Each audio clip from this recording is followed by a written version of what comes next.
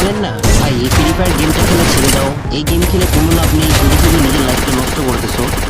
তো ভাই তাদের উদ্দেশ্যে আজকের কিছু কথা, আমি আমার নিজের কথাই বলি। আজ আমার এলাকায় আমার কোনো নেশা নেই।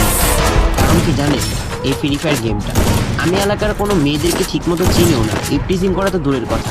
কারণ কি জানেন, এই ফ্রি ফায়ার গেমটা আমি এলাকার কোনো মুরব্বীদের সাথে বেয়াদবি করি না।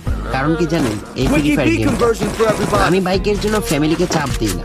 কারণ কি জানেন, এই ফ্রি ফায়ার গেমটা আমার যখন মুড অফ থাকে আমি সরাসরি গেমে চলে যাই, তখন আমি সবকিছু ভুলে আবার আগের মতো হ্যাপি হয়ে যাই। কষ্টের সময় আমার পাশে কেউ ছিল না, শুধু ছিল এই ফ্রি ফায়ার গেমটা। আজ যদি আমি এই গেমটা খেলা ছেড়ে দিই তাহলে আমি কি করব?